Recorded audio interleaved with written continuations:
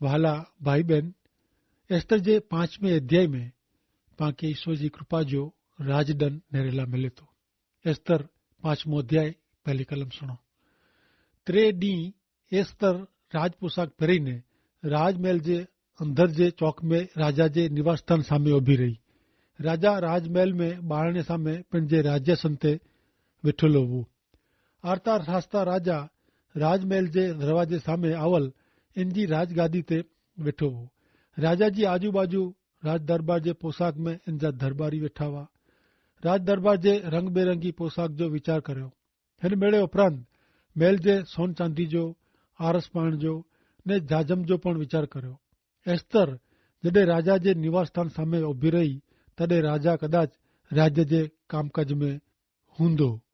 अहिड़े टेम ते एस्तर राणी पंहिंजा ख़ासि पोशाक पहिरीने राजा जी नज़र पए ई परियां उभी रहे थी। एस्तर राणी घणे रूपारी हुई।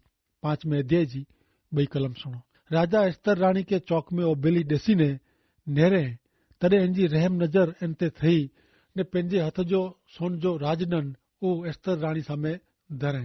एतिरे एस्तर नजीक अचीने राजदंड जी टोंच के छिबई। एस्तर के राजा सामे उभी रेला पिंड के तैयार कये वे। आंखे याद वे त राणी तरीके पसंदगी थिए तेला सौ पहली वार राजा वटे हाजिर थी हुई। तॾहिं 2 कन्या वारे जी यानी के ॿिया घरेणा क 2 चीज जी जरूर न हुई। एस्तर राणी इन जे कुदरती सौंदर्य से रूप से राणी पद मेड़वे में पहली नजरे ज राजा इन साथे प्रेम में पई वियो हो। पण हिन टाणे मूंखे खातरी आहे क एस्तर शणगार सजे में पूर्ति संभाल रखे उने ने पहली कलम में चे में आयो आहे क एस्तर राणी राज पोशाक पहिरे में। इन जो अर्थ अहिड़ो थिए त हिन वटे जेको खासे में खासा कपड़ा हुआ ने दागीना घरेणा हुआ ऊ पहिरे में। इन जो अर्थ अहिड़ो थिए त हू घणे रूपारी ॾेखारींदी हुई। एस्तर राणी खे नेरीने राजा जी अखियूं ॼणे क ॿाहिरां निकिरी वई। हू घणे आकर्षक ने रूपारी हुई। जॾहिं एस्तर राणी राज दरबार में सामे उभी रही ने वाट नेरींदी हुई तॾहिं चौकस हू पण नाटक जहिड़ी हुई। राजा इन सामे ताकीने उभो हो। उन पल में सवाल उहो हो क राजा इन जे हथ जो राजदंड इनके ॾे थो कि न। ने उन पल में आऊं मञा थो क ही हिब्रू युवती प्रार्थना कयऊं ने जेकी हिते इन जी नोंद करे में आवे न। एस्तर के तॾहिं ख़बर पई हूंदी क पिंड केतिरी आसा ने मदद वग़ैरह जी आहे। पण तॾहिं राजा पंहिंजे हथ जो राजदंड एस्तर सामे कंहिं ने शक्य आहे क एस्तर सामे खिलियो पण हूंदो। तंहिं पोइ एस्तर राणी अॻियां वधीने राजा जे राजदंड के ऊ छिबई। कारण उन समय जो ऊ रिवाज हो। हिते पांखे अहिड़ो अजायब चित्र नेला मिले थो। एस्तर जे पुस्तक में आऊं मांदी लोक ने ईरानी लोक जे कायदे मथे भार रखंदो आयो आहियां ने उन कायदे के ईश्वर जे नियम साथे सरखाईंदो आयो आहियां। ईश्वर जो नियम जणाए थो क जीव जेको पाप करे ऊ मारियो वञे। ईश्वर ही नियम कॾहिं पण बदिलियो न हो। ईश्वर जो नियम अफर आहे। उन टाइम ते सचो हो एतिरो अॼु पण आहे। ऊ ईश्वर जो नियम आहे। ईश्वर पंहिंजे नियम के पंहिंजे व्यक्तित्व ने चरित्र बदिले वगैर फेराए न सके।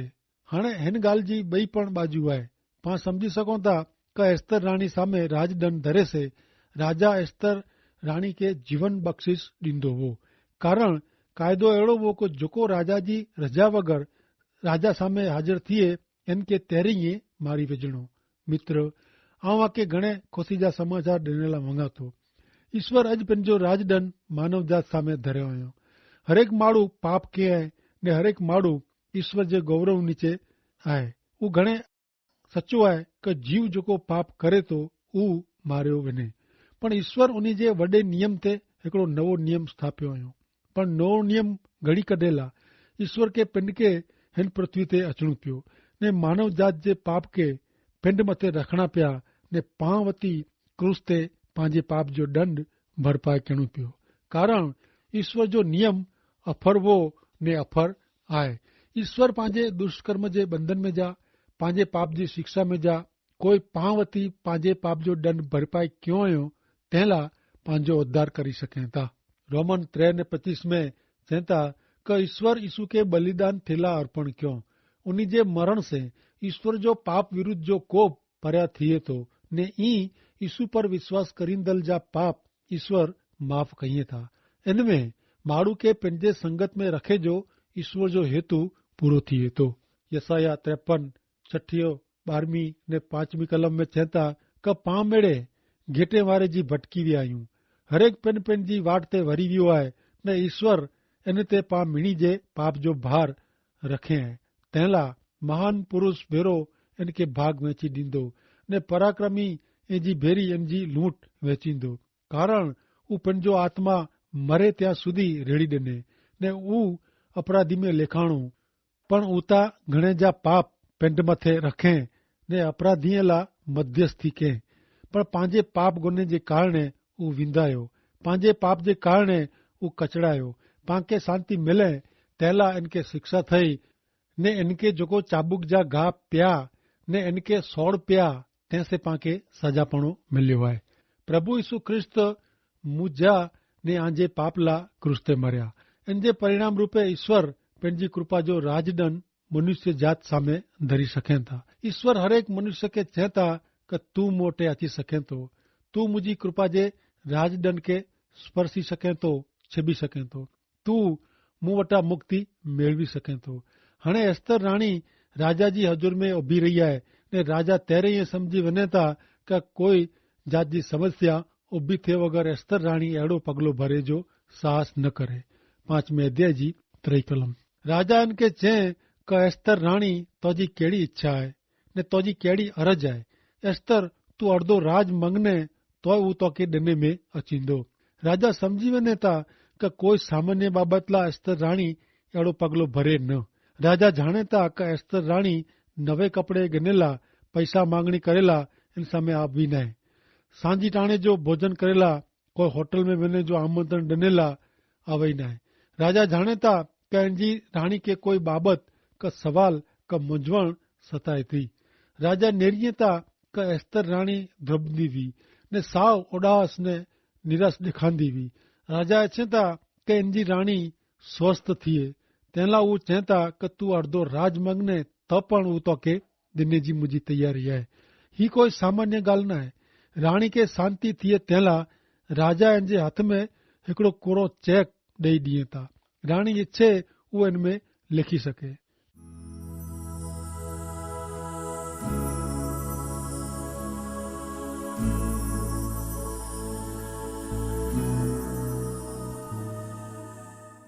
पांचवें अध्याय जी 4 कलम। एस्तर राजा के चए कि आंखे ठीक लगे त आऊं जेको मेजबानी तैयार कई आहे इन में आई हामान साथे अॼु पधारियो। एस्तर तेरी पंहिंजी अरज राजा के जणाए नथी। हू फक्त राजा के भोजन जो आमंत्रण ॾे थी ने इन भेरी हामान के पण कोठी अचे जी विनती करे थी। एस्तर जॾहिं राजा के जणाईंदी हुई कि हामान राजा वटि फक्त यहूदी लोक जी ज न पण एस्तर राणी जी पंहिंजी पण क़तल करे जी मांगणी कयईं तॾहिं हामान पण हुते हाज़िर वे अहिड़ो एस्तर इच्छे थी। एस्तर घणे हिम्मत वारो कमु कयईं। एस्तर ॼाणदी हुई कि उहो एकली ज इनके लोक ला आशा हुई। ईश्वर उन जी जोगवाई से एस्तर के राणी पद ते रखियो हो जेकी एस्तर लाइ अहिड़ो कॾहिं पण चए नवे कि ईश्वर जी इच्छा से इनके राणी पद मिलियो आहे। हक़ीक़त में त हू ईश्वर जो उल्लेख पण नथी करे। तंहिं छतां जान जो जोखम खीड़ीने पण हू राजा वटि हाज़िर थई। मुंहिंजा मित्र हिकिड़ो ॾींहुं पां मिणी के राजा जा राजा ईश्वर प्रभु यीशु ख्रिस्त वटि उभा रहणो पवंदो। हरेक विश्वासी के प्रभु यीशु ख्रिस्त वटि उभा रहणो पवंदो। हू नेरला को हू इनके इनाम मिले थो कि न। ही न्याय चुकादो प्रभु यीशु ख्रिस्त जे राज्य सन मथा करे में अचींदो। हिन उपरांत ॿियो हिकिड़ो न्याय चुकादो आहे जंहिंमें पंहिंजे दुष्कर्म जे बंधन में जा पंहिंजे पाप जी शिक्षा में जा उद्धार न मिलवेला लोग उभा रहंदा।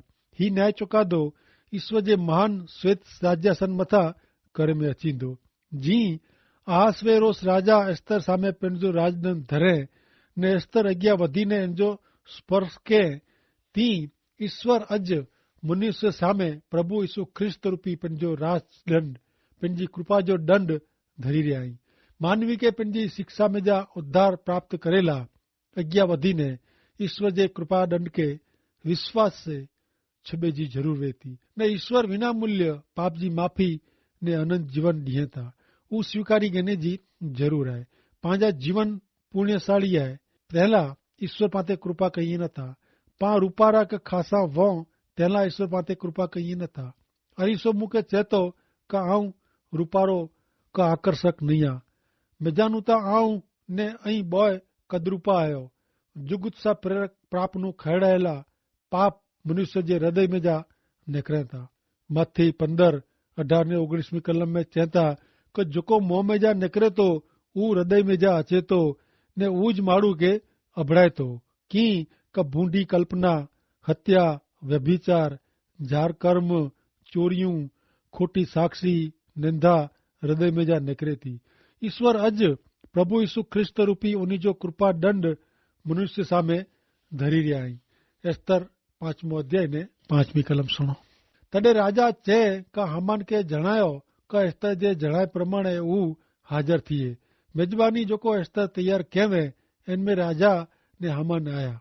हिते पाके ahasuerus राजा जी लागणी जा दर्शन थिए था। ऊ चे का हामान के जणायो का एस्तर राणी पाके मेजबानी ला आमंत्रण ॾिनी है ने एस्तर जे आमंत्रण प्रमाणे इनके हाजर थीणु। राजा हामान साथे घणे ओडारता से वर्त्यो है। ऊ इनके मुख्य प्रधान बनाया है। ऊ हामान के पंहिंजी राजमुद्रा ॾेई ने यहूदी जी कतल करे जो वटो कम ॿाहिरि पाड़े जी रजा ॾिनो हुयो। पण जॾहिं एस्तर राणी साथे हामान जी तुलना थिए तॾहिं हामान के एस्तर राणी सामे ताबे रियो खपे। एस्तर राणी राजराणी है। राजा ने हामान एस्तर राणी जी मेजबानी में आया। 5वें अध्याय जी 6 कलम। द्राक्षारस पीधे टाणे राजा एस्तर के चे कि तोजी केड़ी अरज है इन प्रमाणे तोके ॾिने में अचींदो ने तोजी विनंती केड़ी है अर्धे रात सुधी आऊं मंजूर करींदो। मेजबानी टाणे एस्तर राणी स्वाभाविक रीते ज अस्वस्थ आहे ने राजा के चोखी रीते नेरी सके थी कि कोई बाबत राणी के सखत हैरान करी रही है। राजा राणी के पुछे था कि राणी के कुरो खपे तो। राजा इनके अर्धो राज ॾिने जी तैयारी वताई था। इन जो अर्थ अहिड़ो थिए कि राणी के खपे ऊ राजा वटा मंगी सके। हिते पाण लाइ हिकिड़ो ख़ासि सूचन रेलो आहे। प्रभु यीशु ख्रिस्त मार्फते ईश्वर वटा मंगे जी पाण लाइ जोगवाई करेली आहे। फिलिपी 4 अध्याय ने 19वीं कलम में चवनि था कि मुंहिंजो देव पंहिंजे महिमा जी संपत प्रमाणे आंजी मेड़े अर्जूं गरजूं ख्रिस्त यीशु में पूरी पाड़ींदा। भले हाणे अॻियां ॾेरियूं एस्तर जे 5वें अध्याय जी 7वीं ने 8वीं कलम। तॾहिं एस्तर जवाब ॾिने कि मुंहिंजी अरज ने मुंहिंजी विनंती ही आहे जो आंजी मूंते कृपा दृष्टि वे ने आके मुंहिंजी अरज प्रमाणे भेट बख़्शिश ॾिने जी ने मुंहिंजी विनंती सफ़र करे जी इच्छा वे त राजा ने हामान जेको मिजबानी आऊं उन लाइ तैयार कई आहे इन में अचे। एतिरे राजा जे जणाए प्रमाणे आऊं काल सवारे अहिड़ो करींदी। राजा के पंहिंजी अरज जणाए जी अञा एस्तर में हिम्मत न आहे तंहिंला हू हिकिड़ी ॿई मिजबानी जी तैयारी करे थी। 5वें अध्याय जी 9वीं कलम। तॾहिं उन ॾींहुं हामान मन में राजी थींदो थींदो ॿाहिरां निकिरियो। पण जॾहिं हामान मोर्दखाए के राजा जे दरवाजे ते वेठेलो ॾिठे ने नेरे का उता उभा थिए नथो ने मुंहिंजी इनके कीअं पई न आहे तॾहिं हू मोर्दखाए ते खारो थियो। हामान हिकले केज राणी साथे भोजन जो आमंत्रण हो। हू भोजन पूरो करीने राजी थींदो थींदो राजा जे महल में जा ॿाहिरि आयो आहे।